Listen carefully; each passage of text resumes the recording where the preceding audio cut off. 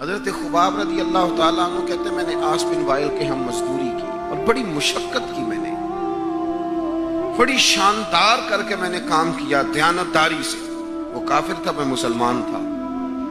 آپ فرماتے ہیں میرے دل میں شوق تھا کہ پیسے ملیں گے تو یہ میں خرچ کروں گا اور فلاں فلاں فلاں فلاں جگہ میں نے پیسے لگانے۔ بچوں کو بھی بتایا ہوتا ہے آدمی نے کہ پیسے آتے ہیں تو تمہیں فلاں فلاں چیز بھی لے کر کے دوں گا۔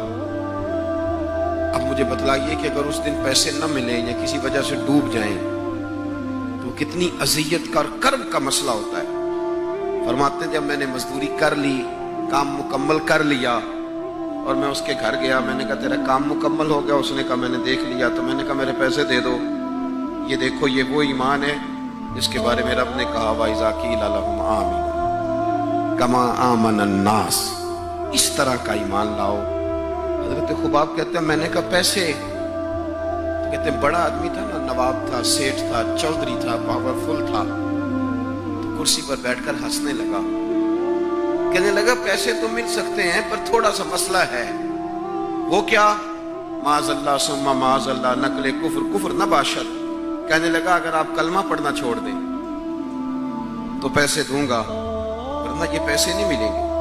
ہم یہ کہہ تو دیتے ہیں کہ صحابہ نے سب کچھ لٹایا، لیکن ذرا اپنے پر اور میرے اوپر اس بات کو لاگو کیجئے گا کہ آپ نے محنت کی ہو، کمر دکھتی ہو، ہاتھوں میں چھالے ہوں، اور پھر وہ رقم جس کی بڑی ضرورت ہو وہ روک دی جائے تو یہ دعوے کرنا، نعرے لگانا کام تو آسان ہے، لیکن اس جگہ اپنے آپ کو کھڑا کریں۔ وہ رقم تو تب ملے گی، تم تو کلمہ پڑھتے ہو، تمہیں کیسے دے دیں؟ یعنی ان کی مزدوریاں دبا لی جاتی، ان کی تنخواہیں چھپا لی جاتی۔ کہنے لگا وہ تب دوں گا۔ آپ یقین کریں بڑے خوبصورت جملے ہیں۔ حضرت خباب رضی اللہ تعالیٰ عنہ فرمانے لگے اس نے بڑے اعتماد سے بات کی کہ نہیں دوں گا۔ اس کا خیال تھا کہ یہ لڑکھڑائے گا، یہ پچھتائے گا۔ کہتے میں نے بھی رومال اٹھایا اور کندھے پہ رکھا، میں نے اسے کہا یار تو نے میرے ایمان کی بڑی تھوڑی قیمت لگائی ہے، تیرا یہ خیال ہے کہ میں اتنے سے پیسوں پہ لڑکھڑا جاؤں گا؟ حضرت خباب فرماتے ہیں مجھے اللہ کی عزت کی قسم وہ میرے سارے پیسے دبا گیا، نہ میرے دل میں ذرا سی رنجش آئی، نہ میرے چہرے پہ ذرا سا بال آیا، پیشانی پہ بال بھی نہیں آیا۔ اور فرماتے ہیں کہ مجھے نہ مزہ آنے لگا، مجھے لطف آنے لگا، مجھے ذائقہ ملنے لگا۔ میں نے کہا اوہو، میں تو بچوں کے لیے مزدوری کر رہا تھا، مجھے کیا پتا تھا کہ میری یہ مزدوری بھی مدینے والے کی غلامی میں لکھی جا رہی ہے۔ تو بچوں کے لیے مزدوری کر رہا تھا، مجھے کیا خبر ہو کہ وہاں لکھی جا رہی ہے۔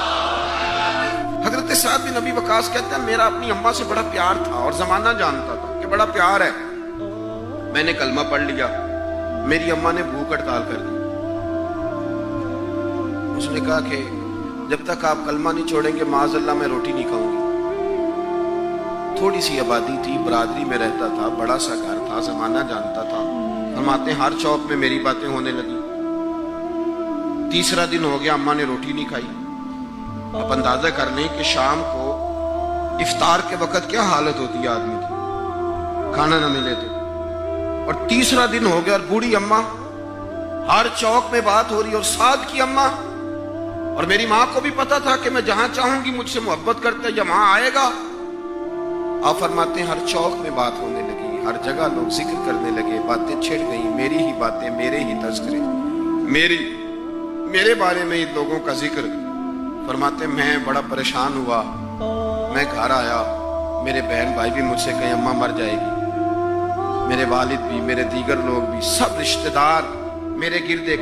میں نے کہا کہ ہم باتیں کر دیتے ہیں، آپ سن لیتے ہیں، کبھی اپنے آپ کو اس جگہ کھڑا کریں کہ جب ہر آدمی اس سٹیج پہ پہنچ جائے کہ میں بھئی تو خرابی کر رہا ہے اور اتنے سارے لوگ جاننے والے گھیرا کریں گے تو آدمی کیسے بچائے گا اپنے آپ۔ حضرت سعد بن ابی وقاص کہتے ہیں کہ میرے گرد شدید گھیرا تنگ ہو گیا، اور مکے کا دور ہے، حالات اتنے خطرناک ہیں کہ سنبھالے نہیں سنبھلتے۔ آپ فرماتے ہیں جب حد ہو گئی تو میں نے کہا اماں سنو پھر میری بات، میں تم سے بات کرنے لگا ہوں۔ کہتے ہیں میرے بہن بھائیوں کے بھی کان کھڑے ہو گئے، اماں بھی سہارا لے کے اٹھ کے بیٹھ گئی کہ لگتا ہے کہ برف پگھلنے لگی ہے، لگتا ہے کہ کچھ نرم ہوا ہے۔ فرماتے ہیں میں سامنے کھڑا ہوا اور تھوڑے بہت لوگ جو وہاں موجود تھے وہ بھی قریب آ گئے۔